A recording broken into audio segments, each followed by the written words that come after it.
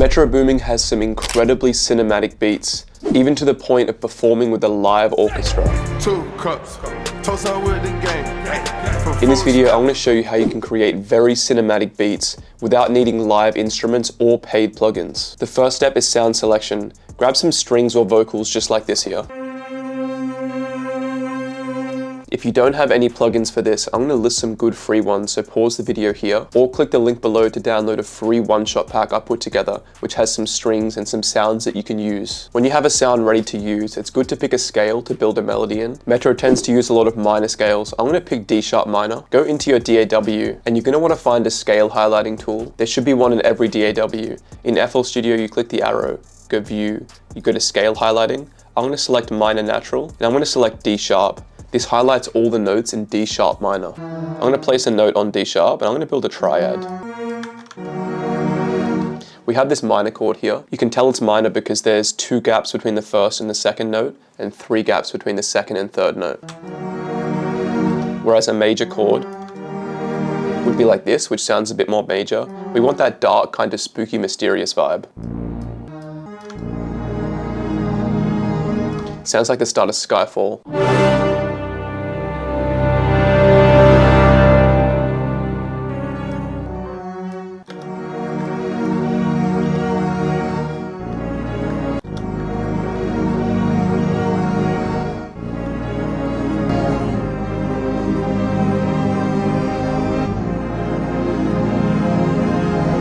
We have these absolutely beautiful chord progressions here to start. I'm going to delay the timing of some of these notes here.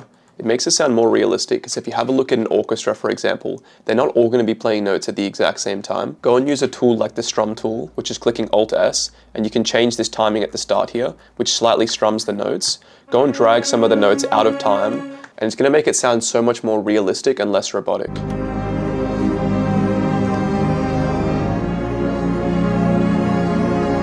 Before moving on to any other steps, go and listen to this chord progression and make sure that it's following the kind of emotion and mood that you want the melody to convey. Because if you decide later that it's wrong, it can be really hard to go and change all the melodies and supporting melodies to fit this new chord progression. One of the best and quickest ways to go and turn a chord progression into a full melody is by going and building a counter melody or arpeggio out of the chord progression. For example, in FL Studio, if you click Alt-A,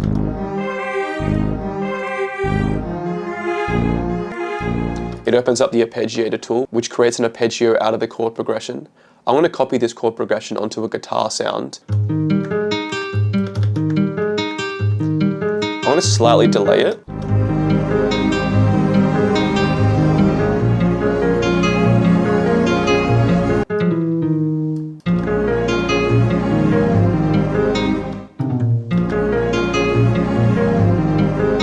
It's such a small trick, but delaying or staggering the melodies like this can make it sound so much more alive, and it's not as stuck to the chord progression, so it adds so much personality to each of the different layers. I have this flute sound here, and I'm following the root notes in the background.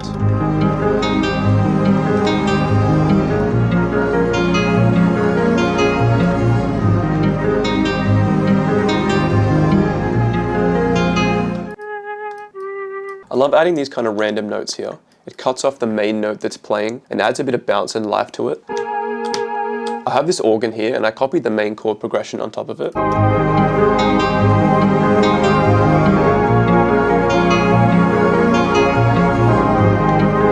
You can see it comes in slightly earlier. And I have this last arpeggio, and the difference between this one and the first one is instead of changing the pattern to normal, I changed it to alternate. So you can see it alternating up here, the direction it's going. I want to go into Tools here and click Randomize. I'm just going to change the panning slightly, and it's going to change the pan for all of these notes here.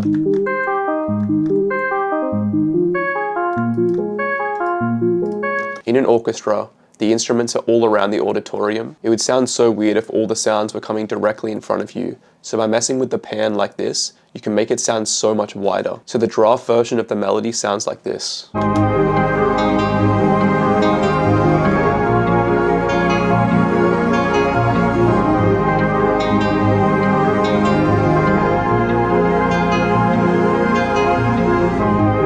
I think it sounds awesome. I want to go and add some drums onto this. I want to go into the Producer Hit Lab, which has over 12,000 royalty-free samples and MIDI for all genres. I want to go into the HitLab drum sample library and grab some of these drum samples. Nice 808 here. I'm going to grab a wide clap as well as a normal clap. Crash. Some effects here we can add over the top. I'm going to get a bit of a softer hi-hat, as well as one with a little bit more weight to it. Punchy kick. Some more percussion samples. I'm going to grab a wider snare, as well as one that's a bit sharper.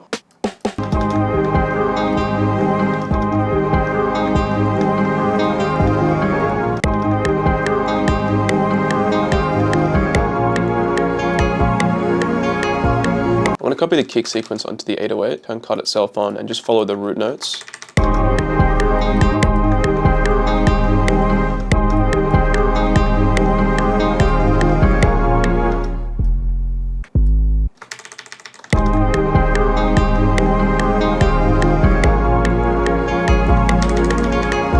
going to raise it an octave just so I can understand the notes slightly better.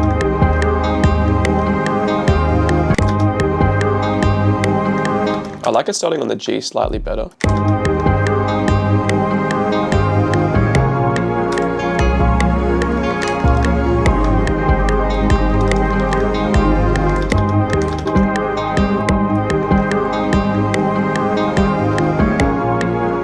Start with a basic hi-hat sequence here.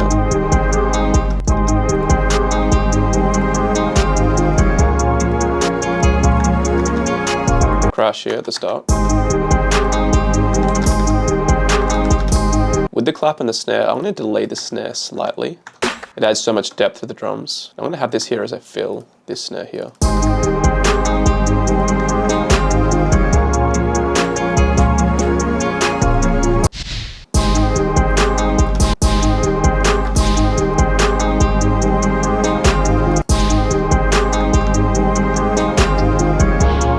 It's powerful to take out hi-hat notes, but if it feels too empty, instead of just deleting it altogether, you can lower the pitch and or lower the volume.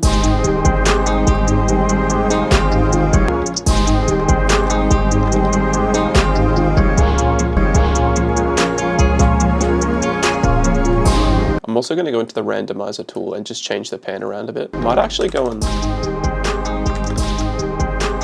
lower the hi-hat down to a B4. Some unique percussion can make or break a track. If you have a listen to the door sample from Minecraft in Exo Tool Life. Click, and everybody want to know what the click is. They think it's a Minecraft door. Or a kind of money counter sound in a Playboy Cardi song. Having something here which sounds like a camera snap. Just adds so much to the track. And if you want to duplicate this to have it play again, but don't want to remember exactly where the note is, you can grab the top 4 bars, for example, and do Control B, and it's going to paste it where it needs to go. An important step is arrangement as well. I'm going to right click on the pattern, click S, which is split by channel, and then I'm going to go and grab all these from here and drag it in.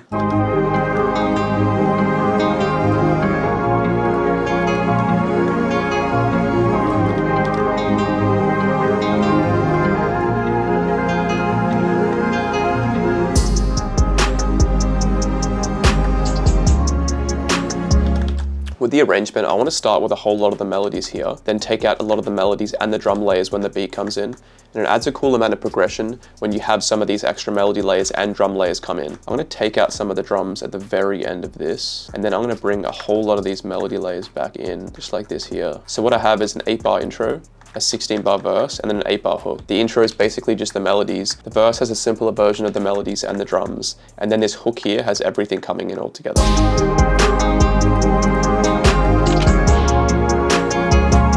I'm going to go into the Emotional Essence library and grab some of these transitions here. It's going to add a whole lot of depth and progression to the track. I'm going to turn the volume down. I'm also going to grab a riser and just reverse it to turn it into a crash. Stack these on top of each other.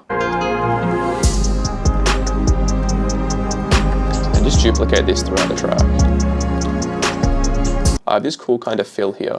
When the verse comes back in, I'm taking out the hi-hats at the start, taking out a lot of the melody layers, and bringing them back in shortly after, and we have this cool kind of effect here.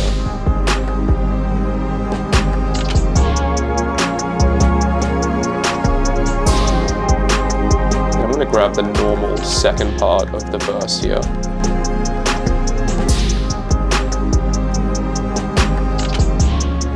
and then duplicate all of this.